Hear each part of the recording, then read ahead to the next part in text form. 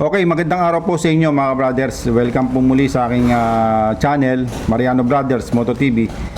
Sa oras na to, magbibigay po tayo sa inyo ng maikling video tungkol po dito sa clutch lining ng Barako 175. Kasi po, kamakailan lang po, nag-post po tayo ng clutch lining na kung titingnan nyo po ay original. Gaya po nito mga brothers, ito po ay original ng Kawasaki Barako 175. Ngayon po, ang nangyayari po kasi ngayon mga brothers, sa katulad namin na mayroong shop, may tindahan po at mekaniko, kami po kasi ang unang nakakaalam kung ano po talaga ang peke at saka hindi peke o yung original. Kasi po, sa amin po ibinabaksak yung mga pyesa. Ngayon, di-distribute lang po namin sa mga mekaniko na umu-order. Ngayon, ang mangyayari po kasi mga brothers, siyempre ang mga nangongopya ng ating pyesa, siyempre pag mangongopya sila, gagayahin nila yung original. Kailangan kagayang-kagaya. Pero yung performance, doon po sila nagkakatalo. Kasi siyempre ikaw, pag manggagaya ka, dapat yung kamukha mo. Kamukha, kung ano yung itsura nung gagayahin mo, ganoon din ang itsura ng manggagaya. Ayan mga brothers. Ngayon dito po mga brothers, meron po tayo ditong clutch lining ng Kawasaki Barako. Ito po ay puro original. Ngayon, bibigyan ko kayo ng tip kung ano po yung peke. Kasi baka mangyari sa inyo, bumili kayo, tapos madaling masira at sisisihin nyo yung mekaniko na gumawa. Pero hindi nyo nalalaman ang nangyayari, yung clutch lining ay may problema. At saka ito pa mga brothers, yung ating clutch lining na to mga brothers, ay pag may peke na kagaya nito na original at kokopyahin, pwedeng kopyahin pati yung presyo. Kaya kung nagkakahalaga po ito ng 1,200 o 1,300, yung peke pwede rin pong gawing 1,200 o 1,300. Pero ang halaga po ng peke ay napakamura lang. Ayan. Ngayon, depende na lang po sa magtitinda kung magtatapat sila sa ating mga customer. Ayan. Pero bago natin simulan ito mga brothers, kung napasila ka lang sa aking channel, huwag niyo po sanang kalimutan na mag-subscribe, pakipindot po notification bell button, piliin niyo po yung all para updated po kayo sa mga video na aking upload. Okay?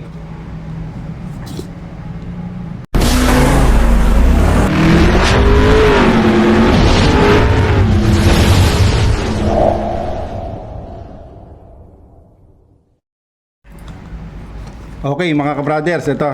Meron po tayo dito mga clutch lining ng Kawasaki Barako. Ayan. Kung mapapasin nyo po, ang bawat lining ng Kawasaki Barako na original, ito po ay mga ka-brothers ay original. Ngayon kung mapapasin nyo po, sa bawat set, kompleto na po siya. 5 piraso yung ating clutch lining ng Kawasaki Barako. Hindi po siya nakaseparate na isa-isa. Basta 5 piraso siya na magkakasama. Ngayon, mayroon siyang plastic ng Kawasaki Barako. Ayan.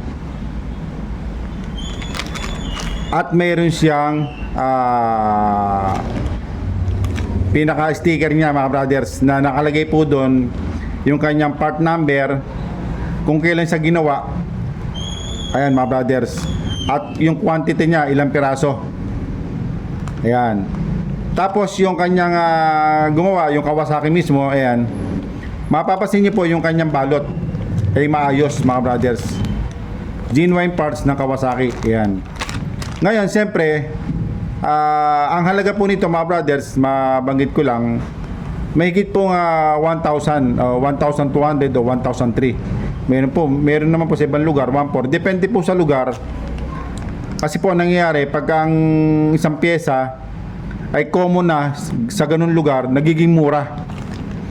Pero pagka hindi gaanong common, hindi gaanong mabili, ay doon po nagmamahal ang presyo ng ating mga pyesa. Gaya po itong clutch lining, meron pong lugar na pag bumili ka, napakamahal. Maabot ng 1,500, 1,600, 1,400. Kasi po, yung motor doon, madalang lang po ang Barako. Paramihan, mga TMX, ayan, mga Rusi. Ngayon, dito po sa atin sa Rizal, ito po ang halaga, ang presyo po nito, 1,200 hanggang 1,300. Ang presyo na original. Ngayon mga brothers, kaya natin ginawa ng video to mga brothers kasi po meron po kasing lumalabas na peke na hindi original. Ganto rin po yung kanyang plastic mga brothers. Ngayon kung mapapansin nyo po, ito pare-pares pong original to mga brothers. Yung kanyang balot at saka yung sticker ay pare-parehas. Oh. Ito po bago. Anong araw lang ngayon? November pa lang ngayon. Wala pa po itong isang buwan pa lang to sa pagkakagawa. Ayan. Ngayon, meron ako ipapakita sa inyo na kagaya nito na napakamura lang. Ayan. Ito mga brothers oh. Kung mapapasin nyo po siya mga brothers, kung mapapasin nyo po, kagaya. Diba? Meron siyang balot ng Kawasaki. Meron siyang nakalagay na genuine parts. Ngayon, ang mangyayari po, makikita nyo po yung kanyang pinaka-sticker niya rito. Ayan, magkakamukha yun eh. Meron po tayo ditong sample. Kasi kaya natin ginawa ito para maging aware po tayo sa bibili natin pyesa. Kasi baka bilhin nyo po ito sa halagang katulad nito, ay sayang naman po ang pera nyo mga brothers. Kasi ito nga, sabi ko nga sa inyo, 1,200 o 1,300. Itong peke, pwede nyo rin pong bilhin to ng 1,200. Ngayon, kung mapapasin nyo, parang parehas siya. Ayan. Pero mapapasin nyo, kung tititigan yung mabuti mga brothers, may pagkakaibang nangyari. Yung kanyang sticker, yung original, mas maliit kaysa dito, mas malaki to. Ito malaki, ito maliit. Tapos yung kanyang Kawasaki, buo siyang Kawasaki diretso. Di gaya nito, may nakasuot pang K na medyo malaki, tapos hindi sa buong black, may stripe pa siya. Ngayon yung kanyang itong barcode nya nasa gitna na maliliit, samantalang malaki. Ayan. Pero yung kanyang serial number o yung kanyang part number parehas parehas siya mga brothers. Ngayon magkakatalo dito naman sa sticker, sa kanyang pagkakagawa, maliit po yung number. Ito medyo siya, matingkad yung kulay niya. Ayan. Yan po yung natin. Tapos yung quantity, yung nakalagay 5, nakatabi mismo ng quantity. Itong isa, yung peke, yung quantity nasa baba. Ayan mga brothers, mapapasin nyo po. Ngayon, papansinin natin yung texture niya sa loob. Nagbakbak ako sa loob, mga brothers, ng sample. Ito, katulad nito. Ito kasi yung original. Makapal siya, yung loob, makapal. Makapal po yung kanyang pinaka-plate niya, yung sa gitna, ay no. Tapos yung yung pinaka-lining niya, yun po yung manipis. Na magandang klase. Manipis. Tapos yung gitna po, yun makapal. Ngayon itong hindi original, manipis. Manipis po itong pinaka-alloy niya. Pero yung pinaka-lining niya, ang makapal. Baligtad po mga brothers. Kaya mapapansin nyo, kung mapupudpud ka agad ito, ang mangyayari, mawawala na po sa clearance. Pagka agad na pudpud ito, mawawala na po sa clearance yung sa kanyang clutch hub. Ayan mga brothers, kung mapapansin nyo po.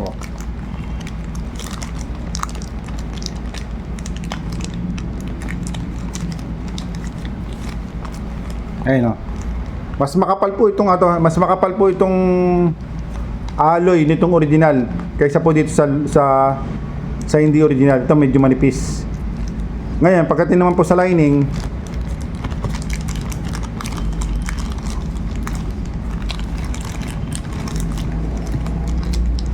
Ayan, pagdating naman po sa lining mga brothers, sa lining niya, ayan, yung lining niya makapal, yung hindi original, makapal oh. Pero itong ating original ay manipis. Kaya ang mangyayari dito mga brothers, pag agad napudpud yun, madali siyang i-slide. Mawawala na po kasi sa clearance eh. Kasi may clearance po ang bawat lining po sa ating clutch hub. Na pagka nawala po yung tamang clearance niya, ay mag-i-slide na po, bandang uli sisirain na po yung hub. Ayan, kung mapapansin nyo po. Tapos yung kanyang pinaka-texture niya, kung mapapansin nyo po, ayan o. Mas marami itong yung pinaka-white, mas marami siya. Ito, madalang lang. Pero magkamukha. Ayan mga brothers. Tapos itong ganito niya, mapapansin nyo, parang medyo, parang medyo gray. Ito naman, iba yung pagka-gray niya, parang may pagka-silver. Ayan mga brothers. Ngayon, ito, ang presyohan po nito mga brothers, ay nasa more or less nasa 500 lang. Pero ito nasa 1,000 plus.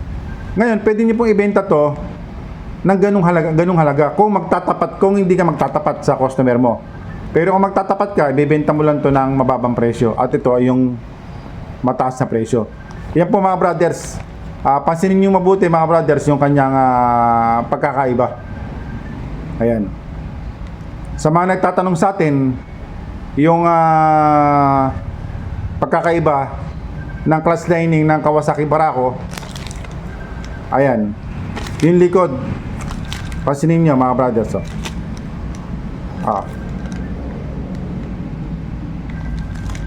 tingin itong original, halos lahat nasa likod po yung buong Kawasaki na nakaletra, pero ito pinasok din sa loob, wala yung K nya. Ito, mayroong K na malaki. Ayan po mga brothers, sa mga nagtatanong sa atin kung ano yung pong pagkakaiba nito mga brothers, sana po nasagot ko yung inyong mga katanungan. Ito mga peke ito hindi po original. Pero papasinin nyo po original dating sa biglang tingin Meron pong dating lumabas ng clutch lining ng Kawasaki Barako. Ganito po ang balot. Pero ito kulay pula. Wala na po yon mga brothers. Ito na ngayon. Ngayon ginawa nila, kinopen nila, ginawa nilang itim. Okay? Sige po mga brothers, hanggang dito lang. Sana po nakatulong po sa inyo ito ng malaki. Particular po doon sa mga nagtatanong sa atin sa mga vlog ko sa YouTube at saka sa Facebook kung paano malalaman yung tunay na clutch lining na Kawasaki Barako. Okay? Sige po hanggang dito lang. Maraming po salamat mga brothers. Mabuhay po kayong lahat.